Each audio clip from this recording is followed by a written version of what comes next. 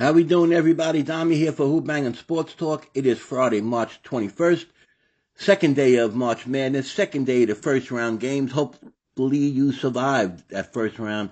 Some good games yesterday, a couple upsets, a couple teams that we thought kind of ended their tournament season not on the greatest note, but came through yesterday.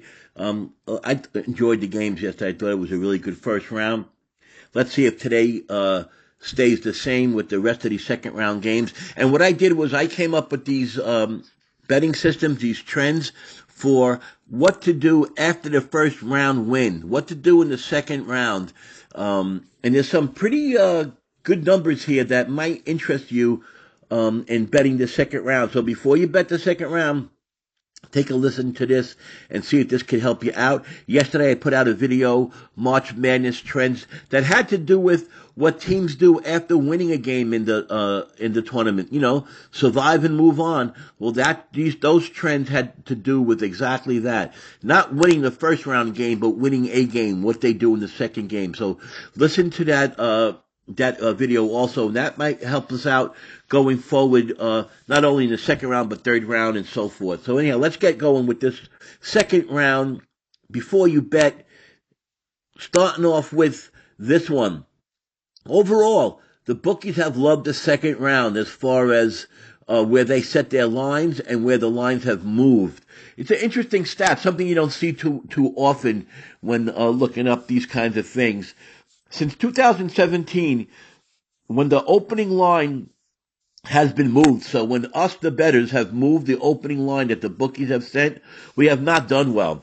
We're only covering 33% of those games since 2017, where the opening numbers that the bookies set have been pretty solid. I'm thinking that they're kind of that way because we don't have that prep time in between the first round and second round like we do most of the time when we're betting games. Like the first round, we had all week to zone in on those games. But now when it comes to round two, that starts tomorrow on Saturday the 22nd, we could be behind the eight ball a little bit. So just be aware that the opening numbers that the books have set since 2017 have been pretty solid. Be that as it may, these trends and these numbers that I got, some of them are very interesting. I'm sure you're gonna like. I'm sure you're gonna like some of them, and they'll be helpful to us. First of all, starting off second round games, the top four seeds who won the first round games, number one, number two, number three, number four seeds that won, but did not cover the spread, are 44-17 round two games, and covering the spread 55% of the time since 2013. That's the lowest ATS percentage that I got, and the ones I'm going to be talking about, 55%. We don't sneeze at 55% because that is a winning number, but not the greatest number to really zone in on. But that's what the top four seeds that didn't cover the next game, they covered it 55% of the time, won 44 out of 61 games. The better number in that category with the top four seeds are the totals. They went under the number in the second round game, winning the game, but going under the number 59% of the time. So look for those totals in the second round in the top four seeds. They seem to have stepped up their game in the second round defensively and have kept these numbers under the total. Second round double-digit favorites. So now they're double-digit favorites, big money line spreads, right? They're double-digit favorites in the second round since 2001, have covered 63% of the time, 34-20, but straight up, there have been 54 games. 52 of the double-digit favorites won outright. So why that's important is, yes, they're probably big money line numbers since they're double-digit favorites, but that's a good leg maybe to throw in a multi-team parlay or in a round robin somewhere we can get that high money line value, better value from that big money line bet. Something I don't really talk about ever is round robins or multi-leg parlays, But when it comes to March Madness, this is a time of year for me, I think, to do that kind of stuff. The handicapping, the X's and O's start meaning a little bit less, and things like these trends, things like travel, things like how much did the teams play, especially in the first round, what teams played 4 out of 4 nights last week, things like that. So keep that in mind. Another trend I got for the second round teams are the worst seeded teams in the second round, but off the favorites in the game, have been very successful. They're covering at a 68.2% clip against the spread. Second round worst seeded teams, and also going 15-7 straight up. So again, another nice little straight up number if you're looking for some legs for some multi-level exotics. There's also been a crazy trend that goes back before they made the 64-team format. This one goes back to 1998. Favorites that are 5.5, -6, -6.5. So between -5.5 and -6.5, a very tight range. But those teams since 1998, there have been 62 of those teams. 50 of them won straight up. 42 of them won ATS. That's a 68% clip. ATS favorites in the second round, 5.5 to 6.5, and straight up 50-12. Again, some pretty strong numbers there. Seeds of number 4, 5, and 6 playing in the second round after winning their first round games have done excellent.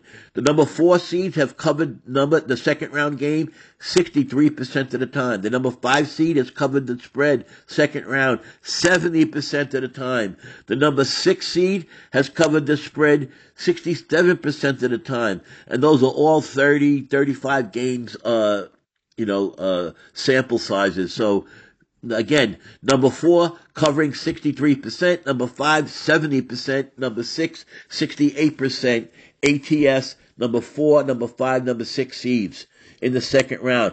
This is a real good one. The number 10 seeds in the second round, they only have won 4 out of the last 18 games, but ATS 11, 5, and 2, 69% since 2011. The number 10 seeds in the second round, they lose, but they cover. 68%, 69% of the time. Technically, it was 68.8%. In second round games between the two double-digit seeds, the better seed is 13-2 and 12-3 ATS. Now, it's only 15-game sample size since 2001, but that's still an 80% clip that they're covering, and 13-2 straight up. That's second in the second round when two double-digit seeds are playing each other.